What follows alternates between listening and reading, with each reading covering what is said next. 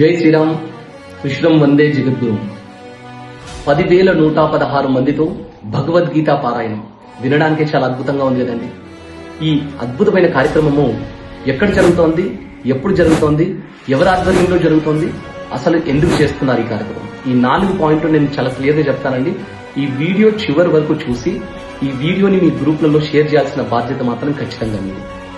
So 16 November 2025 16th November 2025 ఆదివారం morning 8 o'clock నుండి evening 5 o'clock వరకు, ఉదయం 8 గంటల నుండి సాయంత్రం 5 గంటల వరకు అతిరథ మహారథులు స్వామీజీలు భగవద్గీతని చాలా వాళ్ళ నరాల్లో కూడా ఇనికించుకున్న ప్రతి ఒక్క స్వామీజీలు అద్భుతమైన వ్యక్తుల మధ్యలో ఈ పారాయణము, దీంతో పాటు సాంస్కృతిక కార్యక్రమాలు జరగబోతున్నాయి.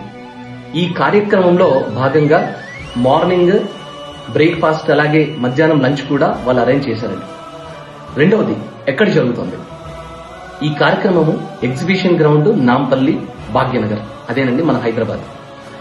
ఇక్కడ ఈ కార్యక్రమాన్ని నిర్వహిస్తున్న వారు సనాతన ధర్మ ప్రచార సమితి. వీరు 116 మందితో ఇలాంటి కార్యక్రమం స్టార్ట్ చేశారండి. తర్వాత 1116 మందితో ఈ కార్యక్రమం చేశారు. తర్వాత 2116 మంది, ఆ తర్వాత 5000 మంది, ఆ తర్వాత ఇప్పుడు 10,116 మందితో ఈ అద్భుతమైన కార్యక్రమం చేస్తున్నారు. ఇప్పటికే మీకు అర్థమై ఉంటుందండి ఎందుకు చేస్తున్నారు. ఈ సనాతన ధర్మ ప్రచార సమితి అనే ఈ ధర్మాత్ములంతా కూడా భగవద్గీతని పారాయణంలో నుండి స్లోగా భగవద్గీత విద్యకి దీన్ని తీసుకెళ్తున్నారండి. ఇలాంటి అద్భుతమైన కార్యక్రమాలు జరిగి తీరాల్సిందే. చూడండి, కలియుగంలో సెకండ్ ఫేజ్ కి ఎంటర్ అయిపోయాం. జరుగుతున్న ఘోరాలు, మారణ హోమాలు, ప్రకృతి వినాశనాలు, ఇవన్నీ కూడా చాలా ఘోరాతి ఘోరంగా జరుగుతున్నాయండి. సో దయచేసి అర్థం చేసుకోండి, భగవద్గీతని తీసుకెళ్లి 2 ప్లేసెస్లలో యూజ్ చేస్తున్నారు. ఒకటి, కోర్టులో తప్పు చేసిన వాడికి ప్రమాణం చేయడానికి ఒక దగ్గర యూజ్ చేస్తున్నారు. లేదంటే ఎవరో చనిపోతే ఆ శవాన్ని తీసుకెళ్లేటప్పుడు దారిలో యూజ్ చేస్తున్నారు. ఎంత అన్ఫార్చునేట్ అండి, ఎంత దురదృష్టకరం.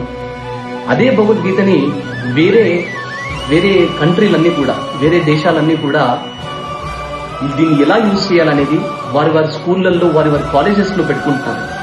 సో దయచేసి అర్థం చేసుకోండి, సాక్షాత్తు పరమాత్మ మనందరికీ కూడా కలియుగంలో అందించిన ఒక వజ్రం లాంటి గీత భగవద్గీత అండి.